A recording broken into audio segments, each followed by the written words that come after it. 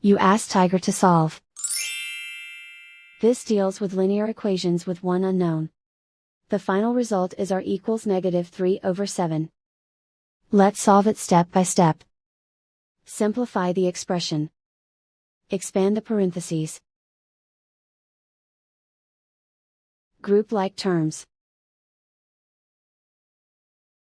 Simplify the arithmetic. Group all constants on the right side of the equation. Add 6 to both sides. Simplify the arithmetic.